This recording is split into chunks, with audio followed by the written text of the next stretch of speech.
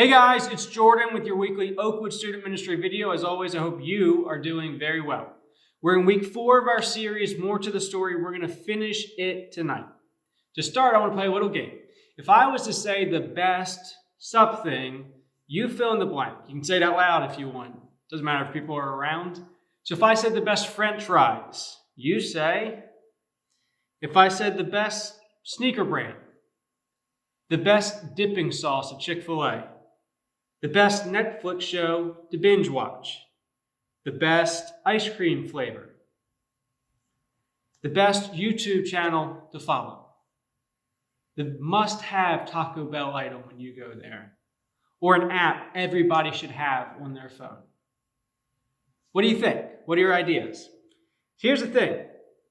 On any topic, whether small, big, not really important, and very important, different people are going to have different answers. Everybody listening probably listed different things to what I said. The same could be said about sex. Now, if that felt like a curveball, you haven't been watching. The past 3 weeks, we've been talking about sex in our series, More to the Story. As we say, culture and media, it tells us half the story about sex. This is why we got our set. When you sit and you watch TV, you're getting half the story. We had fun chainsawing all that in half. Okay. We hear a bunch about sex from different people, whether it's friends, celebrities, pastors, parents, who knows, right? We also hear about it in a lot of different places. Music, movies, anime, definitely anime, TV, pornography, TikTok, Snapchat, Facebook, if any of you guys are on there, health class, and even church. So, with all of those voices in the mix, there's going to be discrepancies. There's going to be people disagreeing, different opinions about what's good, what's not, and what is best for you to do. And when this comes to this conversation about sex, it gets even more interesting because there's a big problem. All those voices, all those opinions, they come with expectations about what you should or you shouldn't do. Here's what I mean. First, there's going to be an expectation on you to do more, to say more, and to be more around sex. There's going to be pressure for you to feel more casual about crossing lines and getting physical. There's going to be more pressure for you to send pictures or illicit texts. There's going to be pressure for you to pass along those pictures that you get to other people. There's going to be pressure for you to experiment, the word they use. Pressure to do what your partner wants. There's going to be pressure to keep up and to participate in conversations around sex. There's going to be pressure to do more physical things than you have been doing, more frequently than you have been doing. There's pressure to know everything possible about what the cultural view of sex is right now. There's just going to be that pressure. Whether or not you're doing anything, there's going to be that pressure. So that pressure to do more, say more, be more. Then on the other side, there's going to be voices talking about, well, let's back up. Let's think ahead. Let's talk about consent, very important topic. Let's talk about boundaries and respecting others. Then you have the church and Christians and pastors speaking to you. And my whole spiel, God has something so much better for you. I believe it. I think it's true, but it's more voices, right? More opinions and more expectations about what you should or you should not do in this area. I'm going to tell you, hey, don't go too far. That's pressure on how to behave. Don't even think too far. Your thoughts fuel your behaviors. To honor God by honoring others. All things I've said. Don't have sex until marriage. I wouldn't even do more than kissing until marriage. So there's some pressure. There's some expectation. Obviously, I'm saying it, so I think it's true. But just to be fair, you guys are in the middle hearing two very different messages. So when you have a topic where there's different voices saying different things, here's what happens. You feel like you cannot win. And I'm here to say, in some sense, you're right. If you're trying to please and appease everyone, you can't do it. You can't. So I wouldn't try. Somebody's going to be disappointed. Somebody's going to think you're making the right choice. Someone's going to be thinking you're making the wrong choice. Someone's going to say, oh, you're only doing that because that person told you so. You can't win. You're not going to please everybody with this. Somebody's going to think you're wrong and be unhappy with your behavior. So here's the question then. How do you make the decision that's right for you? And I'm not saying like what's right for you isn't right for me. I'm saying, how do you figure out for you, for your life story, what the right thing to do is when everybody seems to disagree around you? Well, if you've been watching any number or length of time, any number of these videos, you know what I'm going to say now. We're going to go to our Bibles, to God's Word, to get some clarity and find out. All right, so we're going to start with a little history lesson. When I say the Bible, so we're on the same page, it's a collection of 66 documents. It's divided into two main sections: the Old Testament, things that happened before Jesus, and the New Testament, things that happened after Jesus. Some of these documents, they're recorded history, they're poetry, wisdom literature. A lot of them are letters to different people. So the New Testament, again, documents after Jesus walked the earth of people who walked with him or interviewed eyewitnesses who did walk with him. And the first 4 books in the New Testament we call the Gospels. And they're biographies, they're history about who Jesus was and what he did. And one of them was written by a guy named John. And so that means John hung out with Jesus for 3 years. They traveled around, they camped out, like they were close. In fact, they were best buddies, which is really cool. It's actually one of the reasons people give credibility, above and beyond the proof, the historical, reliability of the Bible and the Gospels. Like, these guys knew them, and we know it changed their lives radically walking with Jesus. That said, in the middle of his gospel, around chapter 10, John records a moment where Jesus says something where if we can get this, if we can see this, I think it'll affect the way we think and the way we act around every decision in our lives, including around sex. So in this story, John says Jesus is talking to a group of Pharisees. These guys were not his biggest fan. The Pharisees thought Jesus was moving in on their turf. He started to say things they weren't comfortable with religiously. And when Jesus is talking, though, he always used everyday stories and things people could relate to. In this case, he talks about sheep and farming. And that may not be an everyday situation for you. You couldn't go, 50 yards back then without tripping over some sheep. So he starts talking about that, and he uses this illustration about sheep and robbers and thieves and gates. And these guys were struggling to understand. So in John 10:10, Jesus sums it up by saying this. All right. He says, "The thief comes only to kill and destroy. But I," Jesus says, "I have come that they may have life and have it to the full. The thief comes only to steal, kill, and destroy. I have come that they may have life and have it to the full." Now, if that sounds confusing, John says the religious leaders were confused in that day. But let's unpack this. Did you catch that last word? The word full? In the original language, this word means superior, better than expected, beyond, over the top, like full. In other words, Jesus says, "I want you to have life, not any kind of life, not a mundane life, not a boring life. I want you to have more life. I want you to have over the top life. I want you to have a full life." That's his goal for us in everything, in life, in relationships, even sex. Jesus wants us to experience life to the full. Let me stop right now. This is not a prosperity message. I'm not saying you're going to get everything you want. I'm saying in this busted, broken, fallen world, he's going to help you walk through it with your head held high. He's going to carry you through the painful times. He's going to help you walk in strength in the good times and enjoy this life to the full, without baggage, without regret, with honor and dignity. That's what he wants for you. And there's going to be a lot of fun and beautiful moments along the way as we get closer to eternity with him.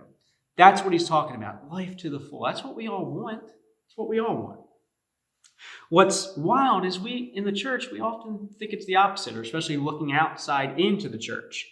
It's tempting, especially based on the way some people talk about God, to think he wants the opposite. He wants us to have life minus the good stuff. Life, but without the fun. Life, it's going to be boring, not exciting, right? That's not it at all. Remember, I keep telling you, especially around sex, God made sex. Think about that. He designed it to be fun and pleasurable. He made it. He's just saying you got to have it in the right context of covenant marriage, or else it's going to be bad for you. He wants us to have life to the full. And so Jesus is telling this crowd of followers, listen, if you think God doesn't want good for you have life, couldn't be farther from the truth. He's saying, look, I'm not a thief. I didn't come to kill, steal, or destroy. I didn't come to take anything from you. That's not me. I came to give. I came to make your life better and fuller than you could even imagine. The word thief here could be understood trickster or con artist. Think Loki from the Avengers movies, right? Someone who acts like they have your best interest in mind, but you find out, no, they've got their own motive they're working on. Jesus is saying there's going to be people who you're going to think they're for you. They'll make you think they have your best interest in mind. He says, no. They don't. But me? Oh, I got you. Jesus, let's remember who we're talking about. This is the guy who says, no greater love than this, that someone lay down their life, someone die for their friend. And then Jesus says, and I'm going to do it for you, as he goes to the cross and dies for our sins to reconcile us to the Father. Right? He comes down, empties himself of God, leaves his throne, come down here and be despised and hated and killed. And he says, because I love you. I want what's best for you. And I want to rescue you and redeem you. That's who we're talking about. The Jesus who loves you. And he says, I want you to have life to the full. I'm looking out for you, babe, so you can have an amazing, amazing life and legacy. Now, when it comes to your life, the people you date, the decisions you make, then, if that's the case, there's no better decision you can make than to trust Jesus and to follow him in his lead in your life. He made you. He knows what's best for you. He has perfect wisdom. He knows the right thing to do in every situation. So he might have a leg up on what the right thing to do here is in every way. Again, everyone around you is going to have an opinion, though. Bystanders, the people in your world, they're going to have an opinion what you should do, you could do. But Jesus says, no, I know you, and I know what's best, and I love you, and I want the best thing for you. And I don't just care about this one moment or this one decision or this one topic. He says, I care about you, your whole life, and I want it to be better and fuller than you can ever imagine. Out of all the voices that are calling you, this is the voice you should listen to, because Jesus wants more for your story. I get this isn't just something that happens, though.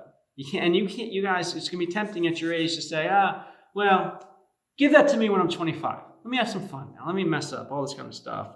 Truth is, he doesn't want just more for your story later in life, and it's going to be harder to get that if you don't start pressing in now. Be in your word, be in prayer, fellowship with other believers, worship him, have a relationship with him, walk with him. Put him to the test, and trust me, you'll be glad you did. Living a life that trusts Jesus means following him, listening to him no matter what everyone else is saying. So while you may feel pressured by friends or culture to behave in a certain way, to say certain things around sex, here's one thing you don't have to wonder. You don't have to wonder who has your best interest in mind. Jesus has shown that already. He's looking out for you. He loves you, and he wants more for your story. So ultimately, this means when you're getting pressure and voices from all sides, there's one that stands out that you can trust and you should trust. If you're going to begin to live a life to the full, pay attention to what Jesus says. And this is my advice for you. I want you to start paying attention to the things you're thinking, the things you're feeling, the things you're believing, and try to figure out, who's saying this and why? Because just because somebody's saying something to you doesn't mean they're right, doesn't mean they have your best interest in mind. So pay attention to what you think, feel, and say when it comes to sex. Where do those ideas come from? Pay attention to that. Pay attention to what you do and say around different people and why. Why are you different? Why are you saying and doing different things in those contexts? Be aware of who's pressuring you. What kind of pressure are they making you feel and why? And be aware of how you might be pressuring others and changing their behavior, their thoughts. So, ultimately, I want you to pay attention to what Jesus is saying to you. A few verses later in John, in verse 27, Jesus refers to himself as the Good Shepherd. He says this, my sheep listen to my voice. I know them, and they follow me. So again, sheep, shepherds, big deal back then, but we get it. It's a metaphor. And he's saying, look, the people who belong to me, who belong to Jesus, they hear my voice and they obey it. They follow. They listen. They follow because they believe I know better than anybody, and they believe I love them. They trust me. They don't follow out of fear or guilt. They follow because they know being close to him is the safest place to be. They know he will lead them to life to the full. Ultimately, this decision is for you guys. We're finishing this series around sex. Only you guys can decide what your behavior is going to be or in this area. But his voice, he's the one I think you should really pay the most attention to. His is the one that should ring clear and true in your life. It's true for every part of your life, especially around sex. Now, what does that mean for you? Well, you have to start hearing his voice. Maybe, again, that means being in your word, getting a reading plan, deciding to pray just a few minutes each day. Maybe it's showing up more for church, showing up more regularly, coming to our Sunday service and worshiping him and fellowshipping with other believers, whatever that means. But he just wants more for your story than internet sites and dating partners and friends, and maybe even you do. Now, I know figuring out exactly what that means and how that works in your life might be difficult. That's why we do life groups. That's why I'm here. Your life group leaders are here. Wednesday nights, but also any time in the week. Reach out to us. We'd love to talk with you, pray with you, counsel you, and help you any way we can. Truth is, sex is complicated. We've been talking about it for 4 weeks now, and here's our point. You're only hearing half the story from culture, and there's always more to the story. Whether the voices around you are saying, do more, say more, be more, or less, I want you to know that there's one voice you should trust, and that's Jesus, because there's more. He wants more for your story, and he loves you. Okay, guys, that's our series around sex and sexual integrity. Hope you enjoyed it, and I love you, and I'll talk to you soon. Bye.